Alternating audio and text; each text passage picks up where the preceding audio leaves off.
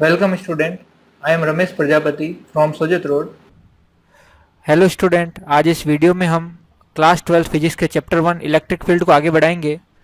आज के इस वीडियो में हम पार्ट 4 को डिस्कस करेंगे, जिसमें हम प्रिंसिपल ऑफ सुपरपोजिशन को पढ़ेंगे। इससे पहले मैं 3 वीडियोस बना चुका हूँ।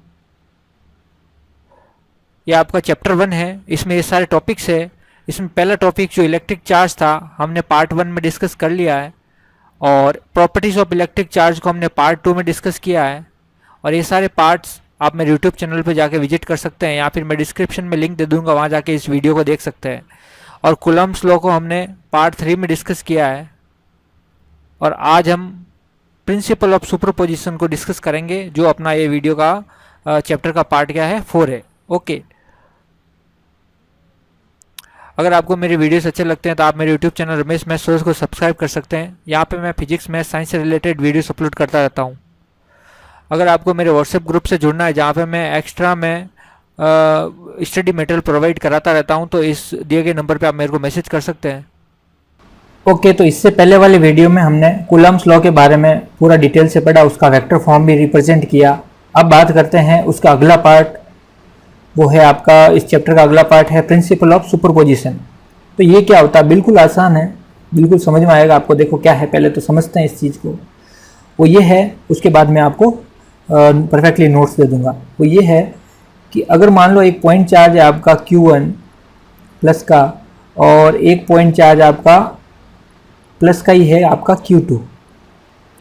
तो अगर मैं बात करूँ Q1 पे Q2 के कारण जो फोर्स लगेगा वो कैसे लगेगा, F12। Q1 पे 2 के कारण फोर्स लग रहा है यहाँ पे।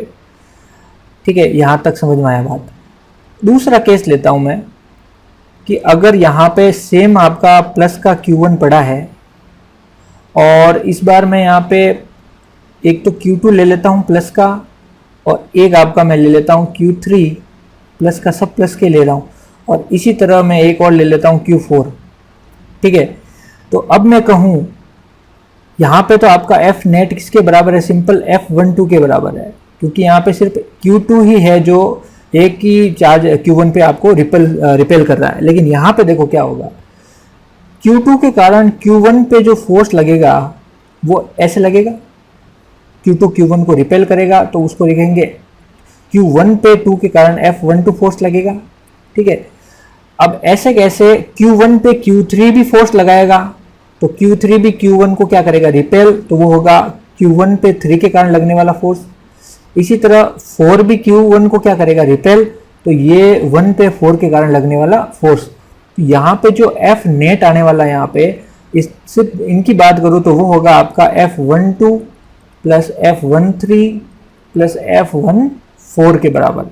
ठीक है, तो ये प्रिंसिपल ऑफ सुपरपोजिशन क्या कहता है आपका, वो ये कहता है कि in a system of n charge the total F net on any charge is the vector sum of force due to all remaining charge on this charge.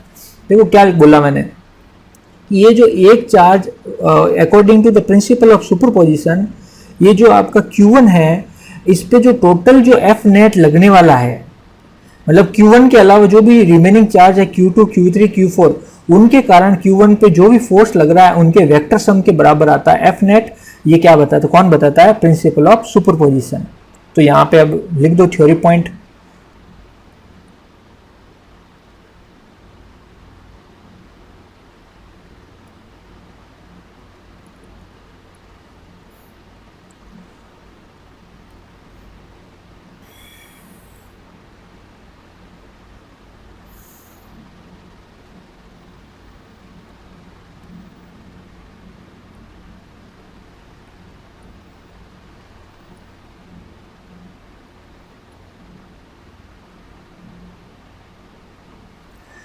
तो यहाँ पे मैंने क्या लिखा, ये है आपका Q1, और ये है Q2 Q3, और ऐसे कैसे Q4 Q5 Qn है, मान लो टोटल चार्ज कितने हैं, Qn। तो आपको मैंने 3 के लिए लेके बताया था कि Q1 पे 2 के कारण जो फोर्स लगेगा वो होगा F12, और 3 के कारण क्या लगेगा, F13, इसी तरह F14 करके लास्ट में Qn के कारण क्या लग जाएगा, F1n के बराबर। ठीक है, तो यहाँ पे लगेगा F1n के बराबर। तो यहाँ पे मैंने क्या बोला था कि F जो नेट होगा वो सिंपल होगा F12 के कारण, F1 पे 3 के कारण और F1 पे 4 के कारण, और ऐसे कैसे आगे बढ़ते जाएंगे F1 पे N के कारण। मान लो कि N कोई चार्ज है Qn, उसके कारण यहाँ पे ऐसा आने वाला है। तो यहाँ पे मैं क्या लिख दूँ, देखना स्टेटमेंट लिखते हैं अपन यहाँ पे कि in a system of N charge, क्या लिखना है, जैसे प्रिंसिपल ऑफ सुपरपोजिशन को एक्सप्लेन करने का बोले तो क्या लिखोगे, इन a system of N charge, क्योंकि यहाँ पे टोटल N चार्ज है। देखो यहाँ पे Q2 Q3 Q1 Qn total N charge है, इसलिए यहाँ पे क्या लिखा, system of N charge, the total net force F net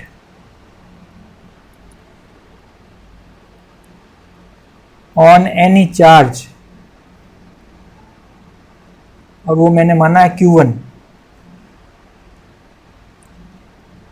will be the vector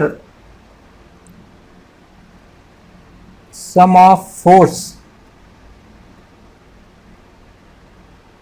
vector sum of force due to the other remaining charges। मतलब Q1 के अलावा जो भी चार्जेस बचे हैं Q2 Q3 से लगाकर Qn तक, उनके कारण जो टोटल फोर्स लगेगा उनका वेक्टर सम होगा। तो यहाँ पे मैं फाइनल क्या लिख दूँ, कंक्लूड F जो नेट आने वाला है according to the principle superposition, वो होगा आपका F12 plus F13 plus F14, इसी तरह प्लस 1 पे N Qn के कारण फोर्स F1n। तो ये आपका फाइनल स्टेटमेंट हो गया। तो ये आपको थ्योरी के रूप में लिखना है, और F नेट किस पे निकाल रहे हैं, Q1 पे निकाल रहे हैं अपन, ठीक है। तो यहाँ तक तो हमने ये इसको डिफाइन किया है बस, अब इसको डिराइव करते हैं, ठीक है। स्टेटमेंट जो ये हमने ये कंक्लूजन जो लिखा है इसको डिराइव करते हैं, देखो कैसे करेंगे। तो यहाँ पे मैं इसको हटा रहा हूँ, देखो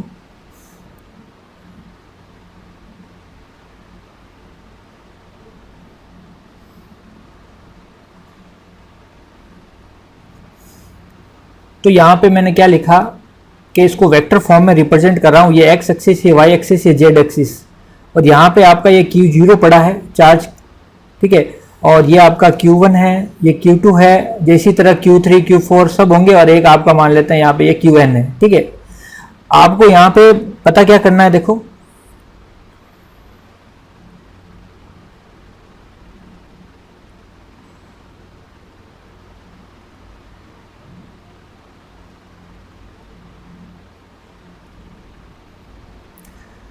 आपको इस Q0 पे Q1 Q2 Q3 Qn के कारण टोटल नेट फोर्स निकालना है, ठीक है।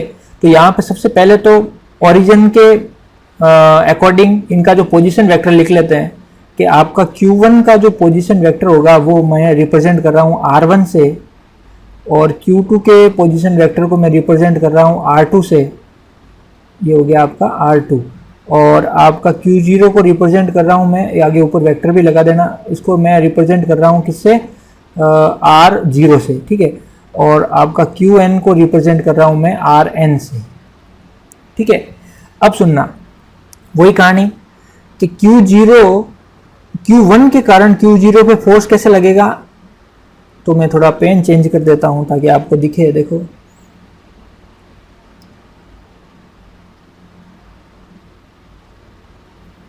बोलो Q1 के कारण Q0 पे फोर्स लगेगा, वो उसको बोलेंगे F01 पे फोर्स, और सिमिलरली Q2 के कारण Q0 पे जो फोर्स लगेगा उसको बोलेंगे F02, और सिमिलरली Qn के कारण जो फोर्स लगेगा Q0 पे उसको बोलेंगे हम F0n, ठीक है। यहाँ तक बात समझ में आई। अब सुनना, ओके, F01 के कारण जो पोजीशन वेक्टर आएगा इसके लिए, ठीक है, F01 के लिए उसको कैसे रिप्रेजेंट करेंगे, R01 से।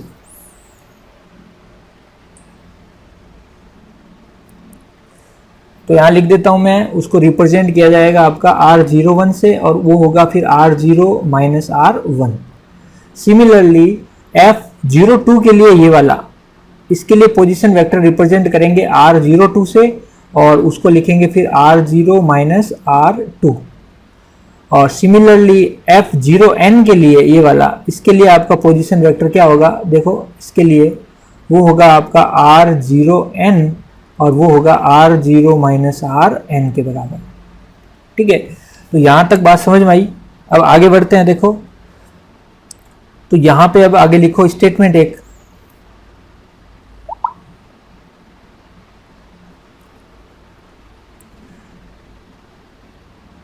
स्टेटमेंट है आपका फोर्स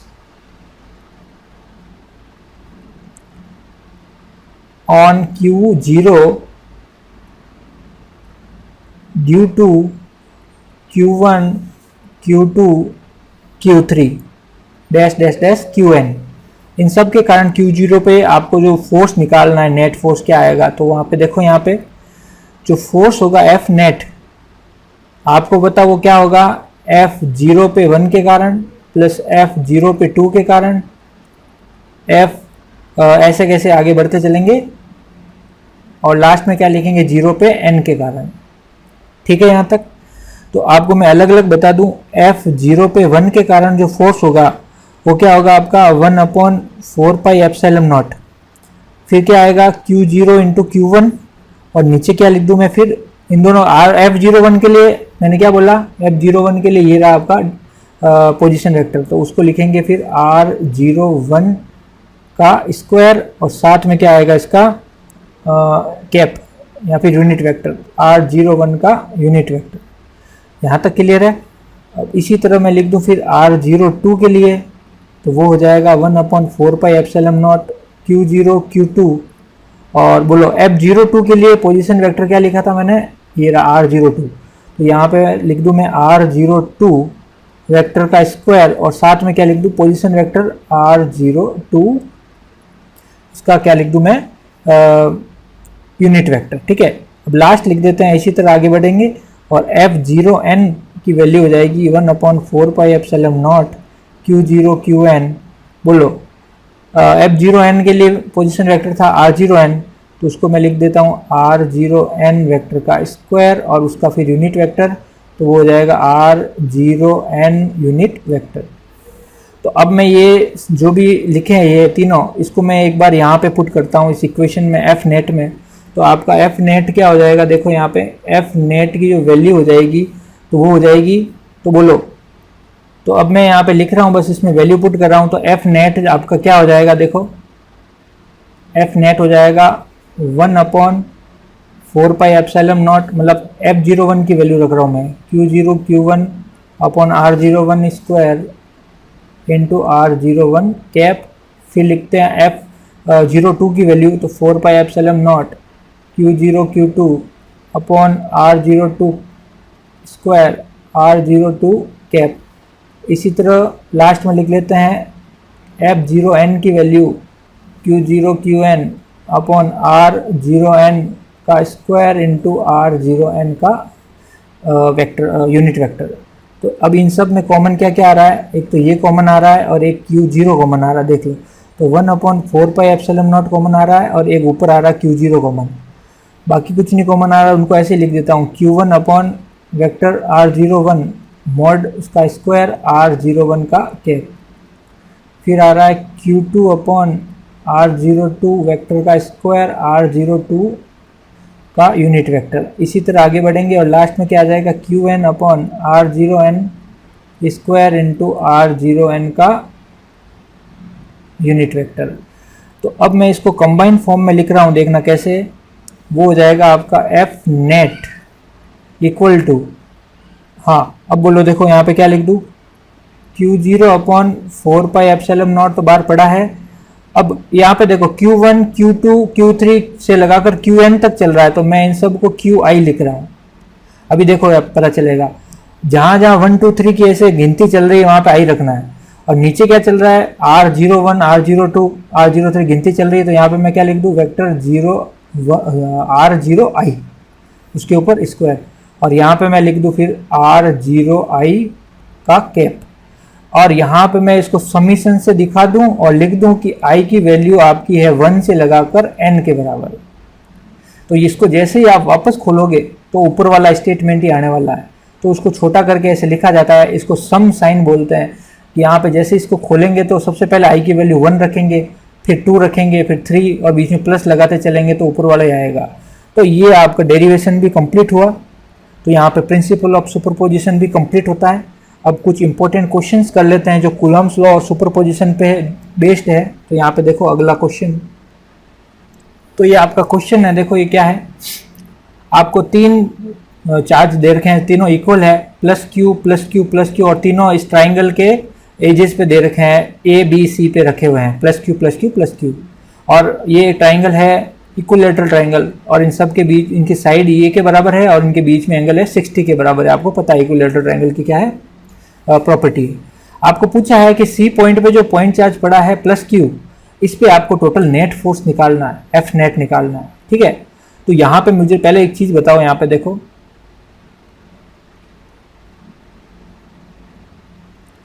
ओके, यहाँ पे मैं यहाँ पे लिख देता हूँ ये प्लस का क्यू चार्ज पड़ा है।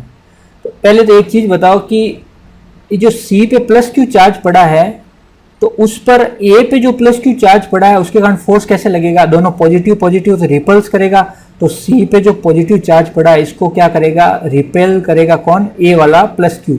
इसका मतलब यहाँ पे मैं क्या लिख दूँ, एफ सी पे जो चार्ज क्यू है उसके कारण, उस पर लगने वाला फोर्स किसके कारण, ए के कारण, तो एफ सी ए लिख दूंगा उसको, ठीक है।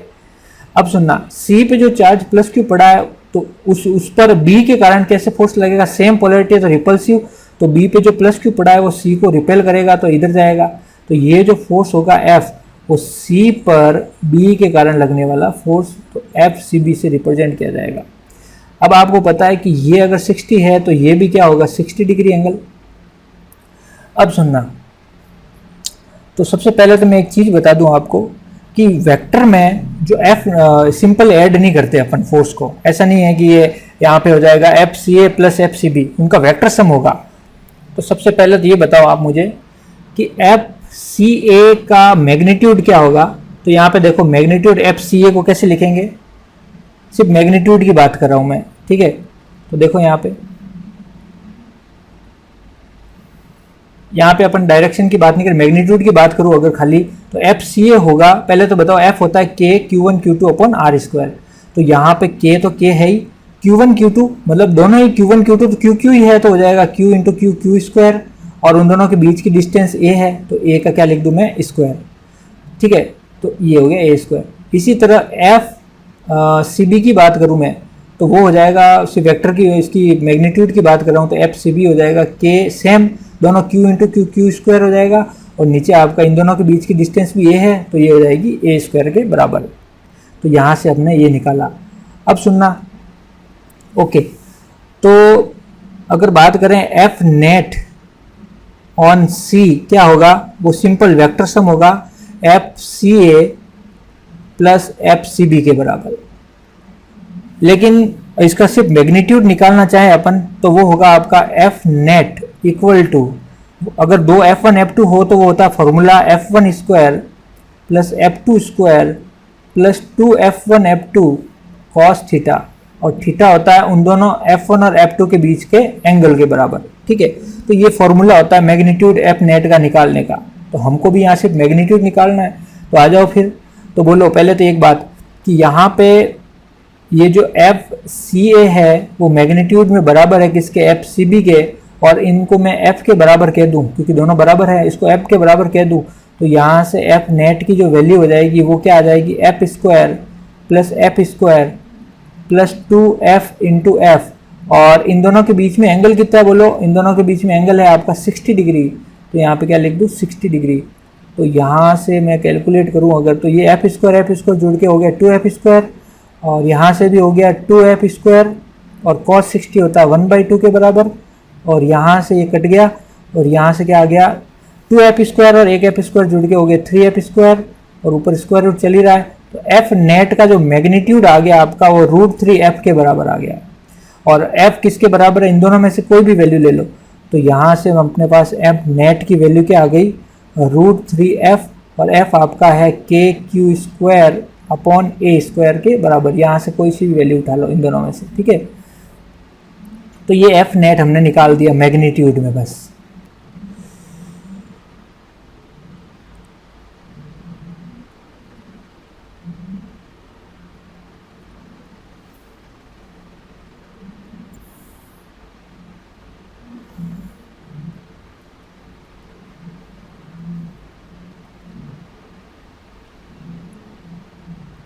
तो अगला हेडिंग लगाओ, थर्ड चार्ज इन इक्विलिब्रियम। ये क्या होता है, देखो बहुत इंटरेस्टिंग टॉपिक है, देखना यहाँ पे। अगर मैं बात करूं यहाँ पे ये प्लस का Q चार्ज पड़ा है और ये आपका यहाँ पे प्लस का 4Q चार्ज पड़ा है, ठीक है।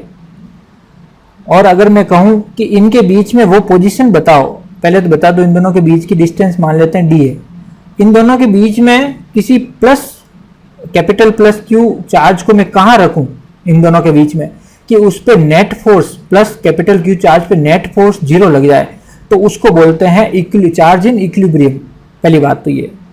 तो अब मैं चेक करता हूँ, ठीक है, ये कहाँ रखूँ। तो बीच में रखने से पहले एक बार मैं यहाँ बाहर चेक करके देखता हूँ कि यहाँ पे तो नहीं हो रहा है कहीं इक्विलिब्रियम। देखो मान लेते हैं मैं प्लस कैपिटल Q चार्ज यहाँ रखा, तो प्लस कैपिटल Q चार्ज पे ये इस A पॉइंट पे इसको A मान लेता हूँ, इसको B मान लेता हूँ। तो A पॉइंट पे जो प्लस Q चार्ज है वो क्या करेगा, इसको रिपेल, तो इसका मतलब ये इधर जाएगा, ठीक है। और ये प्लस 4Q भी, क्योंकि प्लस चार्ज इसके ऊपर भी, तो ये भी प्लस कैपिटल Q को क्या करेगा, रिपेल, तो इसका मतलब ये भी किधर जाएगा, इधर।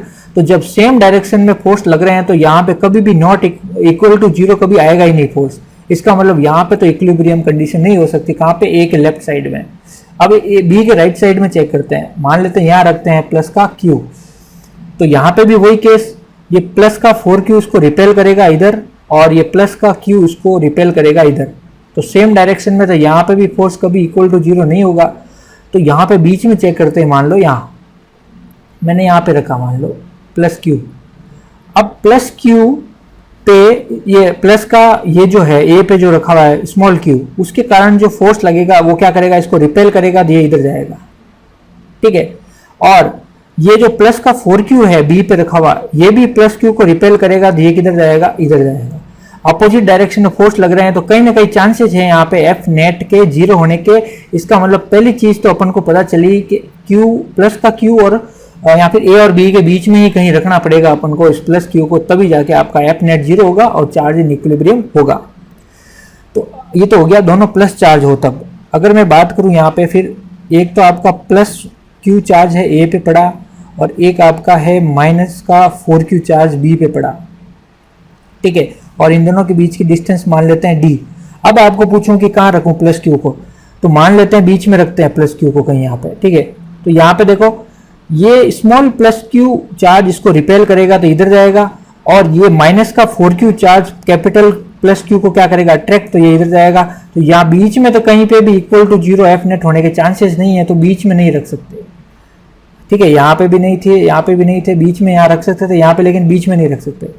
अब आ जाओ इधर, क्या मैं इधर रख सकता हूँ क्या, देखना एक बार चेक करते हैं प्लस Q को।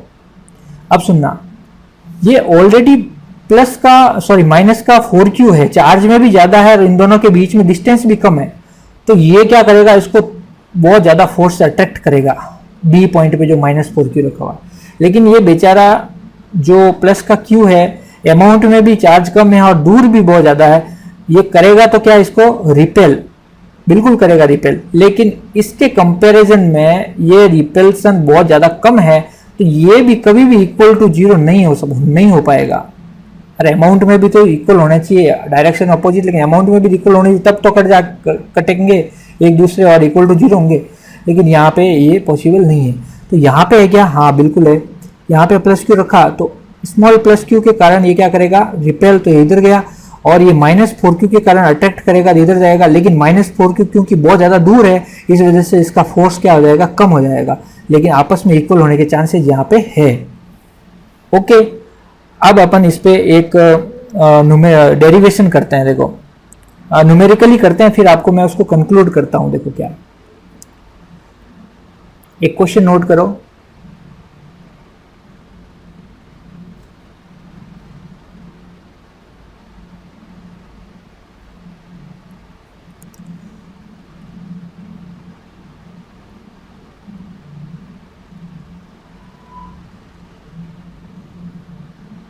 वही पुराना वाला क्वेश्चन है ये आपका ए पे पड़ा है प्लस क्यू और बी पे क्या पड़ा है प्लस का 4q, और इन दोनों के बीच की डिस्टेंस आप मान लेते हैं d है, और आपको मैंने अभी बताया था कि इन दोनों के बीच में कहीं रखना पड़ेगा, तो मान लेते हैं मैं यहाँ रख लेता हूँ प्लस कैपिटल Q को, और आपको ये बताना है कि ये प्लस Q से कितना दूर होगा जहाँ पे एफ नेट क्या हो जाए 0 हो जाए। तो यहाँ पे फाइंड क्या करना है, find distance of plus Q from plus small q so that, जिससे कि एफ नेट क्यू पे इक्वल टू क्या हो जाए 0। ठीक है, ये क्यू पे एफ नेट 0 होने के लिए इसकी स्मॉल प्लस क्यू से क्या होना चाहिए डिस्टेंस, तो मान लेते हैं डिस्टेंस होनी चाहिए x। अब बताओ ये टोटल d है यहाँ से यहाँ तक और ये x है, तो ये बची हुई डिस्टेंस क्या होगी, ये होगी आपकी d माइनस एक्स के बराबर, पता है ना आपको। ओके, अब आगे बढ़ो। देखो अब मैं क्या लिख दूं, क्योंकि पहले से बोल रखा है कि एफ नेट जो है वो इक्वल टू क्या है 0 के, इसका मतलब डेफिनेटली ये जो प्लस क्यू पे प्लस कैपिटल क्यू पे स्मॉल क्यू के कारण जो रिपल्सन फोर्स इधर लगने वाला है वो बराबर होगा इन अमाउंट में प्लस क्यू पे प्लस कैपिटल क्यू पे प्लस 4q के कारण जो रिपल्सन फोर्स लगेगा। तो यहाँ पे मैं क्या लिख दूँ, मान लेते हैं कि इसको C पॉइंट कह दूँ, तो इसको मैं फोर्स को क्या कह दूँ एफ C पे A के कारण, और इसको क्या कह दूँ एफ C पे B के कारण। तो एफ, क्योंकि एफ नेट ऑलरेडी दे रखा है इक्वल टू 0, इसका मतलब ये हमको सेल्फ अंडरस्टूड है कि एफ सी ए जो है वो अमाउंट में क्या होगा, बराबर होगा एफ किसके सी बी के। ठीक है, तो आपको ये भी पता है फॉर्मूला एफ का क्या होता है, के क्यू स्क्वायर अपॉन यहाँ पे Q1 Q2 upon D square, ये होता है कूलम्ब्स लॉ के अकॉर्डिंग। तो यहाँ से अगर मैं निकालूँ एफ सी ए, तो सुनना, तो k की जगह k Q1 Q2, तो बताओ सी ए के लिए निकाल रहे तो c पे तो कैपिटल Q पड़ा है और a पे आपका स्मॉल q पड़ा है और बीच की डिस्टेंस x के बराबर है, तो x स्क्वायर हो गई। और सी बी पे हो जाएगा k, c पे आपका पड़ा है कैपिटल Q और b पे पड़ा आपका स्मॉल 4q और नीचे आपका d माइनस एक्स के होल स्क्वायर के बराबर है। अब जो कट रहा है काट दो, ये देखो सब कट गए, ये 4 बचा उधर। तो यहाँ से मैं क्या लिख दूँ, ये d माइनस एक्स का होल स्क्वायर को क्या करूँ ऊपर भेज देता हूँ इसको ऊपर, और नीचे आपका एक्स स्क्वायर पड़ा है और इधर आपका 4 पड़ा है। तो यहाँ से मैं क्या लिख दूँ, यहाँ से लिख दूँ फिर d minus x by x का होल स्क्वायर लिख सकता हूँ, इसको ऊपर नीचे स्क्वायर है तो। और यहाँ से अगर मैं d minus x by x की वैल्यू निकालना चाहूँ तो उधर इधर से स्क्वायर हटेगा तो उधर स्क्वायर रूट लगेगा, तो प्लस माइनस 2 हो जाएंगी। इसका मतलब एक बार तो d minus x by x की वैल्यू प्लस 2 लेनी है और एक बार क्या लेनी है, d minus x by x की वैल्यू एक बार तो प्लस 2 लेनी है और एक बार क्या लेनी है माइनस 2। तो एक बार प्लस 2 लेते हैं, देखो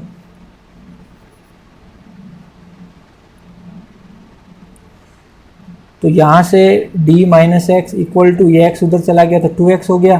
तो यहाँ से x की वैल्यू निकालनी है तो हो जाएगी d इक्वल टू 3x, ये x इधर जाके जुड़ गया तो x की वैल्यू एक तो आई अपने पास d/3 के बराबर। ठीक है, और दूसरी क्या आती है देखना। ओके, दूसरी वैल्यू हो जाएगी, अगर मैं d minus x by x की को माइनस 2 लिखूँ तो यहाँ पे क्या हो जाएगा देखना, d minus x equal to minus 2 into x minus 2x, और ये x उधर जाएगा तो minus 2x plus x equal to minus x. तो यहाँ से x की वैल्यू माइनस d के बराबर आ गई। अब बताओ कि अगर x की वैल्यू माइनस, यहाँ पे पुट करता हूँ, देखो यहाँ पे, ठीक है, तो ये हो जाएगा d माइनस एक्स की जगह पुट करता हूँ x की जगह माइनस d, तो ये हो जाएगा d minus minus plus d equal to 2d के बराबर। इसका मतलब ये डिस्टेंस क्या 2d के बराबर हो सकती है। अरे भाई टोटली d के बराबर, ये 2d के बराबर कैसे हो सकती है, ऑलरेडी पढ़ चुके हैं कि इक्विलिब्रियम 0 हो ही नहीं सकता बाहर, पहली चीज़ तो ये। तो फिर बचा कौन सा, ये वाला हमने कहाँ निकाला था, ये वाला, ये कंडीशन अपने फॉलो करेगी x की d/3 वैल्यू। तो इसका मतलब क्या लिख दूँ कि x इक्वल टू d/3 पे आपका रखना पड़ेगा प्लस q को, ताकि आपकी जो होगी टोटल एफ नेट वो हो जाएगा आपका 0 के बराबर। ठीक है,